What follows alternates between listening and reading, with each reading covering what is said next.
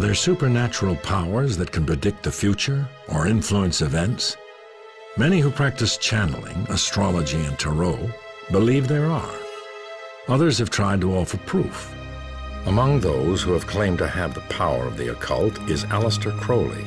He believed that he could focus his mind and bend anyone to his will. One day in the 1920s, as he walked down a New York street, with his friend William Seabrook, he put his powers on display. Seabrook asked for a demonstration of this. So Crowley pointed to a gentleman who was walking down the street and said, "Watch this." And Crowley then began to mimic the walk and the step of that person. And then Crowley suddenly dropped to a crouch and stood up again. And the person he was mimicking slipped and fell on the sidewalk. And then got up and looked for a banana peel or whatever and couldn't figure it out. And that was Crowley's demonstration of one of his newfound magical powers. The story is legendary in occult circles, held as proof of a concept called action at a distance. Occultists in general believe that they can affect things far away, whether they can divine them and see them far away, or whether they can actually influence things far away. Magic is both an art and a science. Certain things cause certain effects to happen. At the same time, they have to be done with a certain intention and perhaps a certain flair in order to work. Was Crowley a master of 20th century occult magic, as some have claimed? His beliefs were nothing new. Crowley took his lead from the Egyptians, early occultists who believed that spells could heal the sick and make crops grow. Some things that seem supernatural can often become accepted fact. Sir Isaac Newton believed that an invisible force called gravity that held planets in orbit around the sun created action at a distance. Newton hesitated to share his groundbreaking theory of gravity for fear that it would be branded as magic. Science nowadays really is touching against ideas dealing with where magic and spirituality and religion intersect. And they're both ways of trying to find out about how the world works. The occult means secret or hidden, and its early masters were regarded as true magicians. But they were also the first scientists. Their discoveries in the occult arts of astrology and alchemy gave birth to modern scientific disciplines. You go back to ancient times, there was no science. So the magicians and the alchemists and the proto-mathematicians, they were doing science, but they were also doing literature and philosophy and cosmology and religion, and there was no sorting out of those things. Since the birth of what we would call modern science, science and the occult have sort of separated the paths. Many still view the occult with suspicion, but modern science is often working on the edge of the supernatural, trying to solve mysteries that confronted the first magicians. Serious physicists are contemplating time travel. Serious physicists are contemplating parallel universes. Serious physicists are trying to understand the 11 dimensions of string theory. And when you get into those realms, you start to look to myth and sort of magical thinking and almost surreal thinking as a way to even talk about those things. Were the early occult masters keepers of secrets that modern science is only beginning to rediscover? The trail of the occult begins in Egypt 5,000 years ago. Just before the rise of Egypt's great pharaohs, hieroglyphics or pictographs were invented. Egyptians used them to document their history and religion, and to practice complex systems of astronomy, astrology, and geometry. They believed their powerful knowledge came from the god Thoth. Thoth, or Tahuti, was the Egyptian god of magic. And more than just the god of magic, he was the god of writing, of astronomy, of mathematics and science. He invented language, he invented writing. Only priests with special training were allowed access to Thoth's sacred knowledge. Imhotep, builder of the first pyramid, was one of the chosen. Thoth was considered to be the one who gave us writing and numbers and the arts of self-cultivation through works of consciousness. Some people thought he was a person who was then deified through his accomplishments. Other people feel that this has been a mythical entity from the beginning. Legends held that a book of magic written by Thoth contained the secrets of the gods. The Book of Thoth was actually considered to be in the astral plane. Not a physical thing, but something that you had to actually travel in consciousness to arrive at. And so this is probably one of those very old incidences of channeling where an individual would get into a special state of mind, contact the Thoth energy wherever it was to be found, and then be tutored by this multilingual, multi-code kind of consciousness. If you were to describe the Book of Thoth, you could also, look at a building like the Pyramid or the Sphinx and say that the teachings contained therein are pages within the Book of Thoth. So all measurement, all words, all concepts are part of the Book of Thoth.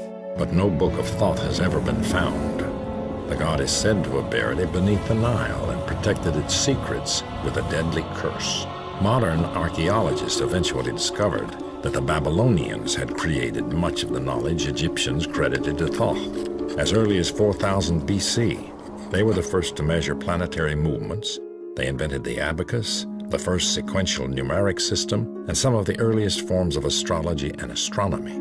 This information spread to Egypt and helped launch one of history's greatest cultures. And like the Egyptians, the Babylonians regarded their knowledge as divine. Every temple was an observatory. It was actually an astronomical site for watching the planets. The whole concept of divining means trying to understand the will of the gods. And in order to understand the will of the gods, you have to have something to read about them, something that you see they're doing. The Babylonians used one of the occult's oldest arts to understand their world, divination, or accessing the supernatural. The movements of the planets through the heavens used to be considered the footprints of the gods and goddesses. And when they would catch up with each other and have interactions, or one would go retrograde and then go forward again, these things were all understood to affect the world. It began in the Stone Age, when shamans invoked the spirits to ensure the success of the hunt. Certain people who were distinguishable by early man as having sort of mystical experiences, and these would be the religious representatives of the clan. These people would have been communicating in ways of imagination to kind of talk to the gods or talk to the spirits or affect certain things that would happen. In Egypt, divination developed into a sophisticated system of rituals and ceremonies designed to contact the gods who ruled their world. Of course, you were trying to influence things like your success in business or the crops. The Egyptians used rituals, they used incantations, they used symbols to convey all of those things. The pharaoh himself was the head of their religion, so that he was probably the chief practitioner of both their religion and their magic. Much of what is called ceremonial magic, the casting of spells, the use of magic words and incantations, came from the Egyptians. When Phoenician traders spread this knowledge throughout the Mediterranean world, magic became practical. They codified an alphabet that would line up the sounds of speech, the number canon, and the zodiacal signs, planets, and features in the heavens, so that you could, with this alphabet, spell sacred words. You could also count and figure and calculate, and you could also do astronomy. The sacred origins of these disciplines were gradually forgotten. In 1212 BC, Ramses II, the last great pharaoh of Egypt, died. Invading armies conquered the land of the Nile. Its occult secrets were lost, but not forever. After the decline of Egypt's extraordinary culture, another civilization rose, Greece in the 6th century BC. It was aided by one of the most probing minds in history, Pythagoras. Our alphabet, the buildings that surround us, even the music we hear, owes a debt to this brilliant philosopher. In his pursuit of wisdom, Pythagoras traveled broadly, searching for lost occult knowledge. He found it in the mystery schools scattered throughout many different cultures. Pythagoras synthesized the elements of these teachings into a new discipline, philosophy. Its foundation, numbers. He believed that mathematics and philosophy and an understanding of the divine all went together. We can't say he originated anything, but he condensed and boiled down the knowledge of the world and then brought it to a practical application. Pythagoras identified numbers as the most fundamental elements of creation. As we look at science in this day and age, we're finding that the whole world is filled with these mathematical constants. You've got pi, you've got the speed of light, you've got the force of gravitation. So the idea that numbers describe the world seems to be the case. In 518 BC, Pythagoras opened a school in the Croton region of southern Italy. His carefully selected disciples were called mathematicoi. Their initiation was rigorous. 3 introductory years, followed by 5 years of absolute silence, then 5 more of training. Only then were students ready to learn the most sacred mysteries of numbers. He wanted to produce philosophers like himself, so you had to be very circumspect, you had to be very self-controlled to be able to even be in his school. Pythagoras turned the numbering system of the Babylonians into a sacred science. They believed that number was like God. And to connect with this was to be talking to God. And so from that arises a whole lot of symbolism that later becomes numerology, Kabbalah, things like that. Pythagoras discovered that the mystery schools shared the belief that all of creation was at one with God. He did a huge amount of explaining sacred mathematics by showing how the 1 splits and becomes 2, the 2 finds a synthesis and becomes 3, the 3 breaks open and becomes the 10,000 things. And that same story you read in the I Ching, you read in other metaphysical ancient documents, because everybody was trying to understand, how do we get number out of all? Many credit Pythagoras and his school with the development of numerology and the efficient Greek alphabet eventually adopted by much of Western culture. Pythagoras also applied numbers to decode music, which Greeks regarded as the language of the gods. He invented the monochord, which defined the numerical ratios of the musical scale. Pythagoras believed he had solved the mysteries of the universe. But there was also this idea that there was a music of the spheres, that the heavens itself was playing a sort of orchestral piece. The planets themselves stack up around the sun at harmonic intervals.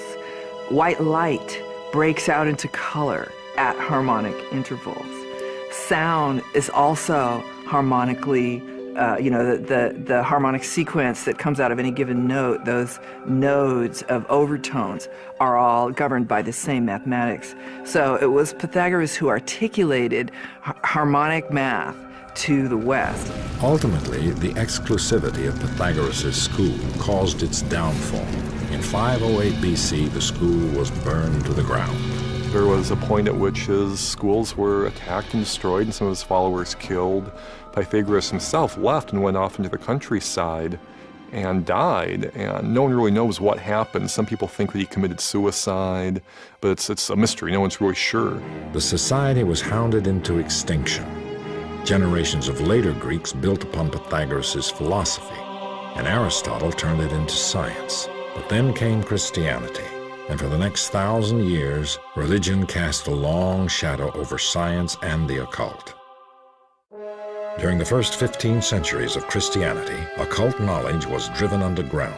When the Judeo-Christian consolidation of Western spirituality became the enforced model, magic was really moved way off to the sidelines and became a dark and forbidden subject. Priests were the intermediaries between people and the divine. Christianity also wielded unparalleled political influence. The church had developed a hierarchy. It had developed the idea that the Pope took his word from God and then passed that down to the rest. And the church had also cemented itself with certain monarchs. The church closely guarded its exclusive access to divine authority. Like every other in-crowd group, if everybody can do it, then you can't claim that your guys are, special. For centuries, Western Europe lived largely under church control. In the Middle Ages, magic became a rebellious act perpetrated almost as an anti-Christian or an anti-authoritarian type of behavior. The church singled out occultists, condemning them because they believed that an individual could have direct access to God. They took the whole concept of church hierarchy, priests, the church itself, as a place of worship and said, no, you don't need any of this stuff. What you need is to work on discovering within yourself that divine spark. But in the 14th century, the occult would rise again. Ironically, the church's holy war, the Crusades, was in part responsible. Monasteries to the east on the border of the Muslim world had preserved many of the ancient Greek and occult texts, studying them as curiosities. Returning crusaders brought a number of these documents back to Europe with them. This learning started to trickle back, and little things were found in monasteries, a bit of scripture here, a bit of text there. And so the rumors were around that there had been greater learning in the past. This rediscovery fueled an extraordinary rebirth of culture. Well, this was the point. People began to realize, oh, there was wisdom amongst the ancients. You have a new reverence for Egyptian and Greek and Roman and Hebraic tradition, because people are looking for really empowering knowledge and looking to understand the secrets of the ancients. Art and science swept through Western Europe in the 1400s as it ushered in the Renaissance. Leading the movement into new ways of looking at old knowledge was the German physician Paracelsus. Born in Germany in 1493, Paracelsus trained in traditional medicine but also studied alchemy. Ultimately, forced out of school for challenging the status quo, he embarked on a nomadic life supporting himself with astrology readings. In his far-flung travels, he sought knowledge from any source he could find. Paracelsus went around Europe and talked to barbers, talked to witches, talked to midwives, talked to, the village healer, and gathered together from everywhere what worked. And this was his huge final stance, is I use what works. He rejected outworn theories, ventured beyond accepted boundaries. His pioneering experiments with minerals and chemicals laid the foundation for modern medicine. It was just the beginning of a scientific revolution. The next century would herald the discovery of an occult text that went against more than tradition. It was a threat to the power of the church. The Renaissance brought about a new spirit of learning, and academies sprung up throughout Europe. In the 15th century, Marsilio Ficino founded one of Italy's most progressive. With the support of his patron, Cosimo Medici, Ficino acquired and translated a collection of documents reputedly authored by a mysterious Egyptian magician named Hermes Trismegistus. An emissary from the Orthodox Church brought a cache of documents, and Ficino found, I think it was 12 books supposedly written by Hermes. They weren't necessarily all written as one book, but they were gathered together once these translations were made. The documents, which became known as the Hermeticum, contained teachings from the early Christian era that had been lost for centuries. Their pedigree appeared to be impeccable. The name of their supposed author, the mysterious Hermes Trismegistus, was a combination of the Greek god Hermes and the Egyptian god Thoth, the two greatest gods of Greek and Egyptian magic. There was occultism in there. There were esoteric doctrines. There was alchemy. There was magic. There was astrology. And Ficino and his school considered these documents to be extremely old, predating Plato, in fact, and having come from Egypt. Scholars would determine that the man Hermes Trismegistus never existed. What Ficino was translating was a compendium of Greek lore about how an individual could cultivate themselves and become enlightened. raising of a given individual's consciousness until they are like the gods. The books were set up as a series of dialogues between the god Hermes and others who conveyed the secrets of the universe. One of the documents was a short piece called the Emerald Tablet, which became the Bible of Renaissance occultists. On this tablet, it was said, these are all legends, that there were 12 or 13 lines, and these lines started with "as above, so below."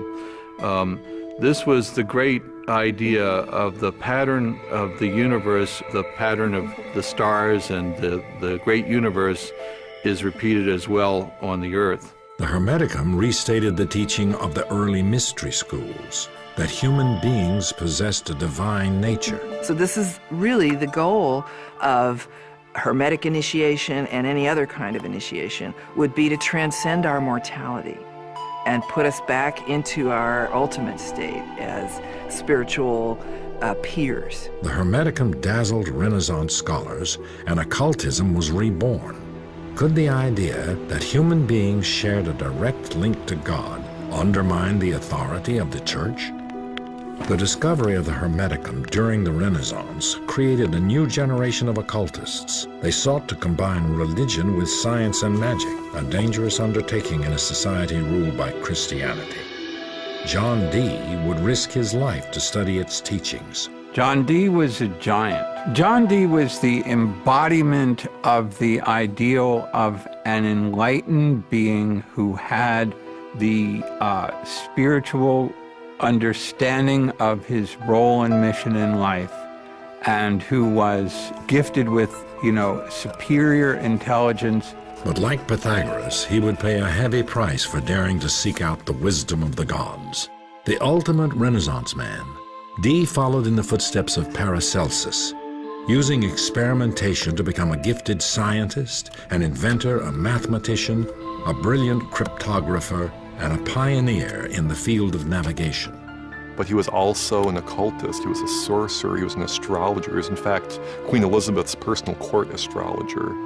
And in that sense, his interests were all very much in keeping with the thinking of the time. There wasn't a distinction made between magic and science, and he was pursuing an understanding of the world around him. When Queen Elizabeth rose to the throne of England in 1558, she installed Dee as court astrologer, but his influence reached far beyond his position. England's famous magician was also a spy for the Queen. He was involved with political intrigue. He was a trusted ally of the Queen, but he was also working behind the scenes throughout Europe to help to lower the power of the Church and to substitute Protestant power in its stead. With Dee's guidance, Queen Elizabeth officially legitimized the most significant occult science of the Renaissance, alchemy. Alchemists had two goals: to heal illness and to turn base metal into gold. They believed success could be achieved by finding the Philosopher's Stone, a mystical agent that would also produce a higher level of consciousness in the alchemist. That was really an approach to trying to understand the way the physical world works, and alchemy as a practice, was the forefather of modern chemistry. Alchemy had existed since the early Egyptians, but in the hands of the Renaissance scientists, it reached new heights. Everything that we know and do today in our modern science was developed by the alchemists. Laboratory techniques were part of the alchemical tradition. The observation of results, the scientific method is a child of alchemy. Alchemists were on the leading edge of science. They discovered phosphorus, zinc, the distillation of alcohol, the germ nature of diseases. They were the first to understand how blood circulates in the body. The Church viewed their unorthodox experiments and scientific breakthroughs with growing suspicion. We are speeding up what nature does. We're speeding up the rate at which the metals evolve. We're speeding up the rate at which medicines are combined and raise consciousness. And the Church felt that you can't be speeding up God's creation without recourse to demons. Despite his work in alchemy, Dee's true occult passion lay in divination. He believed that he could apply scientific methods to communicate with supernatural beings.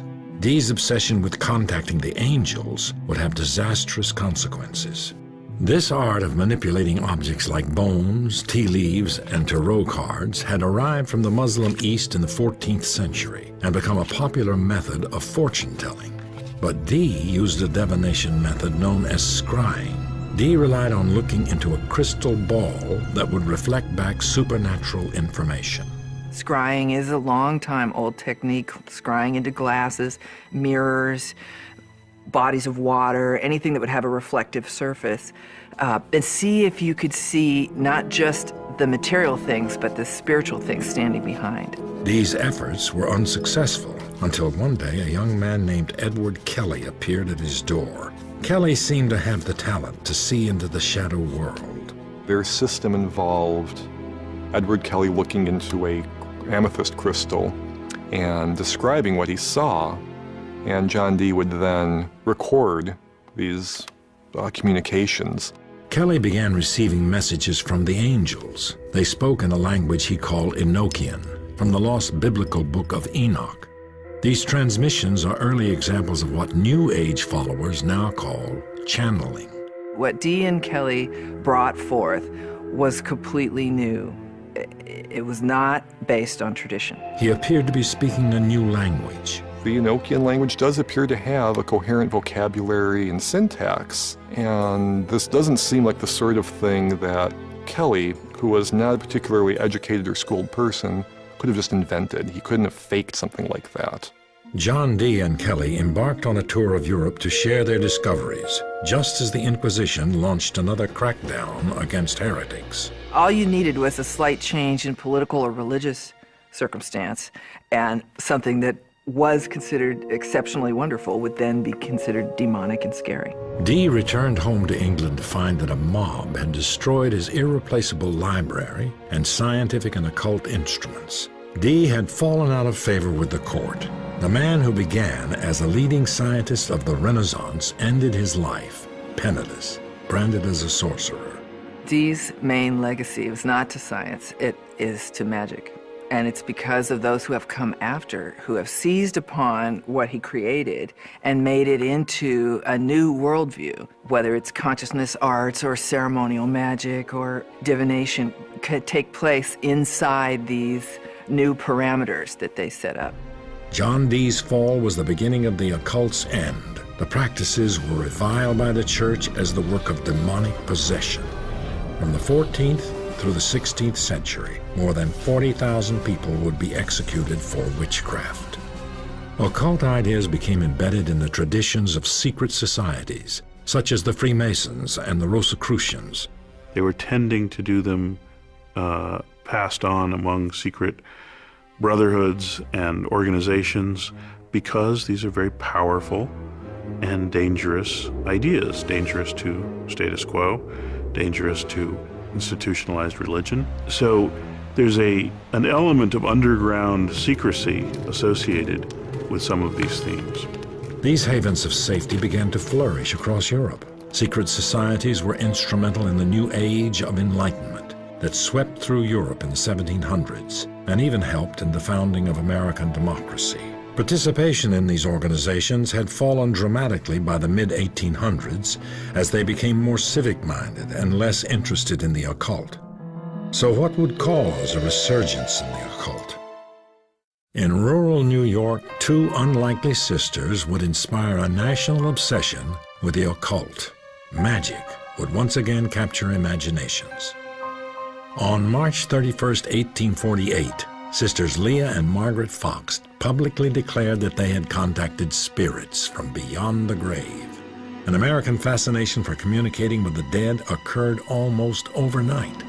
The Fox sisters used a technique called a seance, which quickly became one of America's most popular pastimes. People gathered in a darkened room while a medium tried to make contact with the spirit world.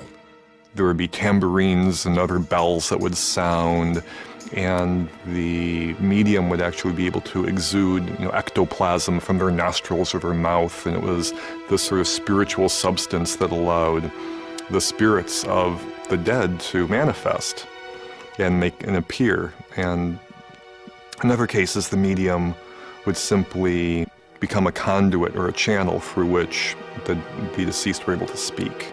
Many who practiced spiritualism believed it would lead to scientific proof of the existence and immortality of the soul, and they gained an iconic champion when the Russian-born Madame Blavatsky arrived in New York at the height of spiritualism's popularity.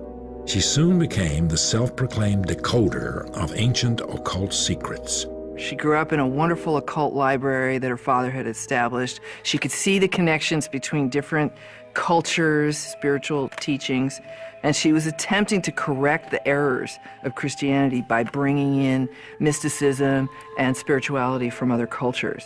Born in the Ukraine in 1831 to a lower-ranking nobleman, Blavatsky was married early, but she abandoned her husband to spend 10 years traveling the world. She claimed to have studied with mystical adepts in India and Tibet. The exotic cigar-smoking medium became a sensation in the occult circles. She just wouldn't accept limits. She was one of the most educated person anybody who met her had ever met.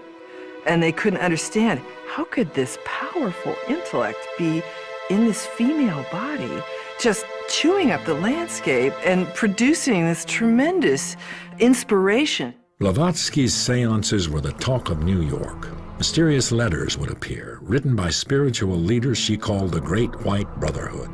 Blavatsky was not above taking advantage of the popularity of seances to push her own cause, and she used these seances to very spectacular effect to materialize letters written by these ascended masters as instructions being passed down to her. The Brotherhood dictated to her the books that became the foundation of a new science of mysticism, theosophy. Blavatsky wrote essentially two gigantic collections, Isis Unveiled and The Secret Doctrine, which purported to be the teachings, the secret teachings of this kind of Eastern brotherhood, the mystery schools of initiation.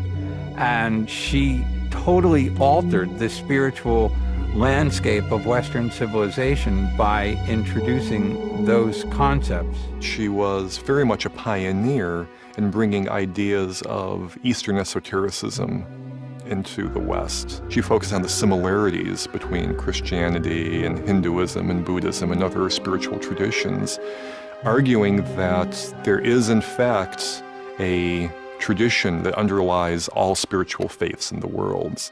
Blavatsky regarded her work as spiritual science and made connections between recent scientific advancements and occult beliefs. Blavatsky promoted the ancient Eastern mystical view that the essential nature of the world was not matter, but energy, which foreshadowed the discoveries of modern physics. Blavatsky also revived the Eastern beliefs in reincarnation and karma. Quickly acquiring a cult following, she launched the Theosophy Society. The term theosophy, which Blavatsky coined, really comes from two words. They're of Greek origin. One is theos, which means God, and Sophia, which means wisdom. So the Theosophical Society was teaching divine or sacred wisdom. The Theosophical Society spread internationally and still exists in many countries. Blavatsky was hailed by her followers as the mother of the New Age. But for all of Blavatsky's charisma, she soon fell victim to her own success. And at the time that she was becoming famous, this business of spiritualism and channeling, and especially seances where you'd call up your dead ancestors, that was going all over the Western world, and she felt like that was charlatanism. So she wanted to represent a model that stepped outside of that and spoke to the verities, the truths, the larger things. But unfortunately, in the end, she got reduced down to the very thing she was trying to fight. In 1885, Blavatsky was investigated by London's Society for Psychical Research. It concluded that her seances were rigged. Writings didn't magically come from beyond the grave. There was a spring-loaded device in the bedroom above her chamber that allowed someone to put a letter into this device and have it drop down between the floorboards and materialize in their hands. Though many devoted followers refused to abandon Theosophy, Blavatsky was now tainted with fraud. She died soon afterwards. Her followers established a new headquarters in India where Theosophy thrived. A young protege, Krishnamurti, was identified as a reincarnated master and groomed to lead the Theosophy Society into the 20th century. Blavatsky's synthesis of Eastern and Western spirituality broke new ground in occultism. A man described by newspapers as the most wickedest man alive claimed he had penetrated even deeper into mysteries. Born in 1875, Aleister Crowley was raised in a strict religious household. His mother nicknamed him the Beast from the Book of Revelation. It was a title he embraced his entire life. He identified himself as the Antichrist, as the force that would take away this terrible Christian program which had so warped his childhood. Crowley began studying the occult as a member of the Golden Dawn. The Hermetic Order of the Golden Dawn was the secret society par excellence of the Victorian age in England. It brought together, again, the knowledge that was available at that point in time. So you had tarot, and you had Kabbalah, and you had John Dee's angelic magic and Rosicrucian traditions all being melded together under a single system. The Golden Dawn attracted many of the London intelligentsia. Crowley, though, ultimately broke away from the group. He would find his own system of belief after a trip to Egypt, where his wife received a mystical signal that told him to prepare himself for a message from the gods. Heeding the call, he began spontaneously writing a book he called the Book of the Law. This book announces a new law for mankind.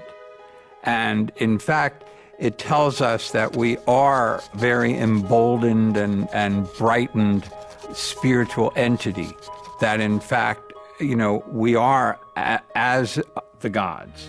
The Book of the Law was another synthesis of Eastern and Western spirituality. Crowley called his new system the Lema. It incorporated principles of magic that he said he had learned from ancient Egyptian and other occult sources.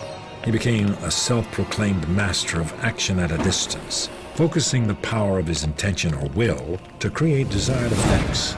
Aleister Crowley defined magic as the art and science of causing change to occur in conformity with the will. And his whole approach is basically to empower the practitioner to make their intentions happen, to materialize what they want to have happen in the world. The Lema's fundamental law was, "Do what thou wilt shall be the whole of the law. Love is the law. Love under will." While this may have meant pursuing a higher path for some, for others, it excused every variety of deviant behavior. Some critics claim that Crowley himself was one of its worst offenders. Crowley was practicing sexuality as a spiritual path. He reduced a great deal of symbolic teachings to their essence, which is essentially the duality or the polarity between male and female. And he experimented greatly within that sphere to understand what mysteries were contained within the sexual act. Crowley went on to start his own secret society, the Ordo Templi Orientis, and wrote numerous books about meditation and ceremonial magic. He also helped reinterpret tarot for the 20th century. The tarot is a pictorial representation of occult teachings. It's a method of going within and contacting archetypal levels within oneself, spiritual levels, and entering meditative state in which intuition is heightened and maybe even, where you can see certain patterns developing because you're in the right state of mind. While popularized by Italian noblemen in the 1300s as playing cards, some say tarot's origins date to ancient Egypt. Over time, they acquired occult significance. Crowley developed a deck of his own, called the Book of Thoth, based on the Egyptian magic he had studied. A popular divination tool today, tarot is said to reveal information about the seeker and the questions about his future. Everything that's related in one moment of time is all connected. So if two people come together around a question and they're manipulating an oracular tool like this, but if that manipulation is intended to serve the need and the feeling, then it will make a mirroring reflection of the energy that's produced between the two people. Crowley's writings, like Madame Blavatsky's, were heralded as forerunners of many New Age ideas. But despite his serious work in occultism, ultimately he became infamous for his use of drugs and decadent sexual behavior. As Hitler rose to power in the 1930s, Crowley's reputation was fatally damaged. He wrote pro-Nazi propaganda and was soon an outcast. After World War II, it was rumored that Hitler had used Crowley's and Madame Blavatsky's writings to help him create his theory of a master race. I don't think there's any evidence that Hitler read the works of Aleister Crowley per se. It's definitely known that Hitler and members of his regime had a very keen interest in the occult, and they adopted the trappings of occult symbolism. Ill and addicted to opium, Crowley spent his final days in a boarding house and died in 1947. Like other occultists before him, Crowley attempted to learn the secrets of the gods, only to be discredited and condemned by society. I think that in the cases of these great thinkers in history that we see ultimately being persecuted for their beliefs, what's happening there is that these people are very forward-thinking and they challenge our preconceptions. They make people uncomfortable. From that level of discomfort and that level of fear and that threat that thinking has to people's power base, that leads societies and governments and other institutions to act against people who speak out in that way. Once again, occultism seemed to disappear. It would take the drugs, rebellion, and social upheaval of the 1960s to usher in its next revival. Occult practices languished on the fringes of society for most of the 20th century, but they resurfaced during the hippie movement of the 60s. Popular gurus like the Maharishi and Timothy Leary promoted altered states of consciousness that could lead to higher levels of self-awareness.